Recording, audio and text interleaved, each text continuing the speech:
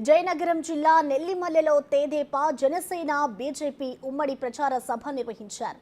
జగన్ ఉత్తరాంధ్ర ద్రోహిగా మిగిలాలని చంద్రబాబు, పవన్ ఆగ్రహం వ్యక్తం చేశారు. వైసీపీ సర్కార్పై తీవ్ర స్థాయిలో విమర్శలు గుప్పించారు.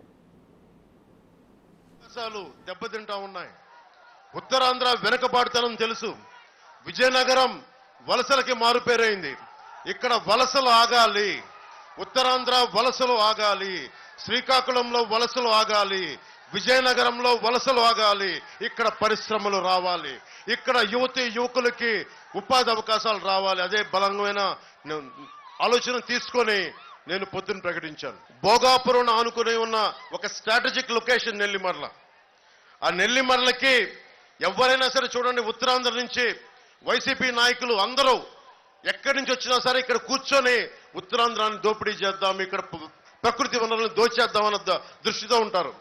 ఇక్కడ స్థానికంగా ఒక్కరికి కూడా ఇందాక మన బంగారాజు గారు చెప్పినట్టుగా స్థానికులకి నేల లేకుండా పోతా ఉంది. స్థానికులకి మనకు ఒక పొలం కొనుక్కోవాలంటే అందుబాటులో లేని పరిస్థితికి వచ్చింది.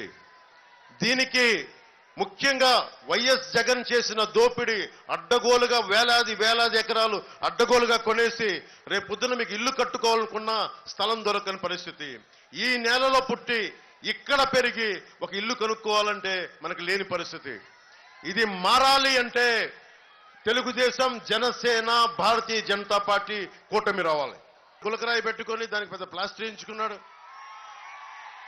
ఎగ్జిబిషన్ చేస్తా ఉన్నాడు. అంటే రామతీర్థంలో రాముల వారి విగ్రహం తల నరికేస్తేనేమో అది గాయం కాదు. కడపలో మీకు తెలిసి ఏం జరిగింది, వారి కుటుంబంలో గొడ్డలు వేటు పడితే అది గాయం కాదు. స్వయాన వాళ్ళ చెల్లెలు అంటా ఉన్నారు, అంటే నీకు ఇంతపాటి తలకి ఇంత గాయం, అది నువ్వు కొట్టుకున్నదో కొట్టించుకున్నదో తెలియదు, కానీ ఆయన మీద గొడ్డలు వేటు పడితేనేమో సమస్య కాదు, కానీ నీ మీద చిన్న రాయి పడితే రాష్ట్రం అంతా సమస్య. 30,000 మంది ఆడపిల్లలు అదృష్టం అయితే సమస్య కాదు. అమర్నాథ్ అనే 15 ఏళ్ల యువకుడు కొంతమంది ఆకతాయిలు అక్క నడిపిస్తుంటే రక్షించడానికి వస్తే వైసీపీ నాయకులు చెరుకు తోటల్లో తీసుకెళ్లి పెట్రోల్ వేసి కాల్ చేశారు. మీకు తెలుసు, చిన్నపాటి వంటలు చేసే ఆడపడుచులకు తెలుసు, చిన్నపాటి నూనె చుక్క పడితే ఒళ్ళు కాలిపోద్ది. అలాంటిది 15 ఏళ్ల బిడ్డ, 15 ఏళ్ల అమర్నాథ్ తీసుకెళ్లి చెరుకు తోటల్లో వైసీపీ నాయకులు కాల్ చేస్తే అది రాష్ట్రానికి గాయం అయినట్టు కాదంట. అంటే తనకే గాయం. బాబాయిలు చచ్చిపోయినా గాయం కాదు. రాముల వారి విగ్రహం కింద పడ్డా మా మనోభావాలు, మన మనసులు గాయపడవు. ఆయన నుదుటికి చిన్నపాటి గాయం పడితే మొత్తం ఆయన కదిలిపోయాడు, రాష్ట్రం అంతా కదిలిపోవాలి. ఎస్టీ సమాజాలకి చంద్రబాబు గారు చెప్పారు, మేము కూడా దాన్ని ఉద్ఘాటిస్తున్నాం.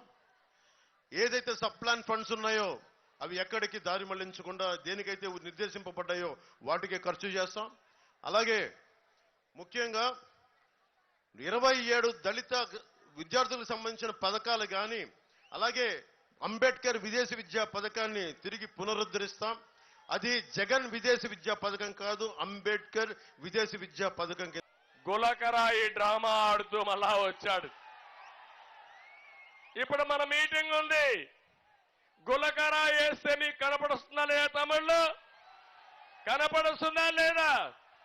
మొన్న కనపడిందా గులకరాయి? కనపడని గులకరాయితో దెబ్బ తగిలిందంట.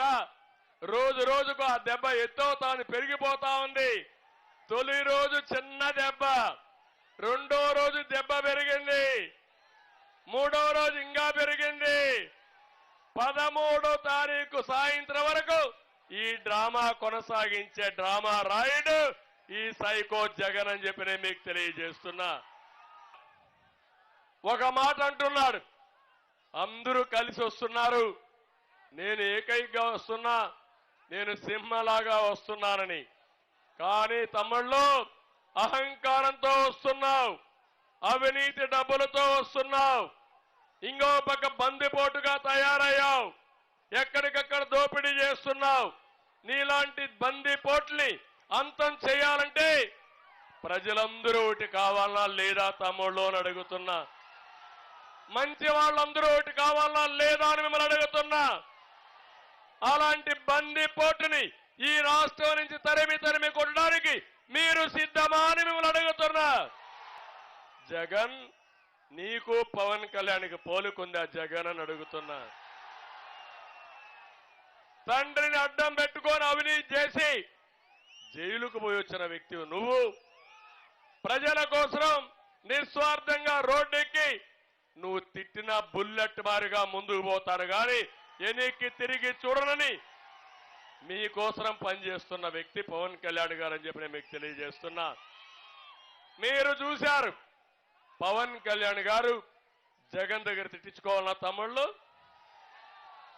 44 సంవత్సరాల అనుభవం ఉండే నేను ఈ సైకో దగ్గర తిట్టించుకోవాలని అడుగుతున్నా. ఇతను ఒక అహంకారి, విధ్వంసకారుడు, దోపిడీదారుడు, అడ్డం వస్తే ఎవరిని వదిలిపెట్టాడు. కానీ మేమిద్దరం మాత్రం ఇతన్ని చిత్తుగా ఓడించి ఆ పార్టీని భూస్థాపితం చేసే వరకు వదిలిపెట్టవని ఈ నెల్లిమర్ల సభలో శపథం చేస్తున్నానని చెప్పి కూడా నేను మీకు తెలియజేస్తున్నా. ఈరోజు ఒక విషయమే చూడండి, ఏ ముఖ్యమంత్రి అయినా సరే అధికారం ఇస్తే ప్రజలకు మంచి చేయాలనుకుంటారు, అవునా కాదా తమ్ముళ్ళు అని అడుగుతున్నా. ఇతనికి అహంకారం, విధ్వంసం, దోపిడీకి లైసెన్స్ ఇచ్చారని ఆలోచిస్తున్నాడు. ఎంత ఎక్కిందంటే కొవ్వు, ఒళ్ళంతా కొవ్వెక్కిపోయి ఇష్టానుసారంగా ప్రవర్తించే పరిస్థితికి వచ్చాడు. అంటే ప్రతి ఒక్కరూ ఆయన కింద బానిసలుగా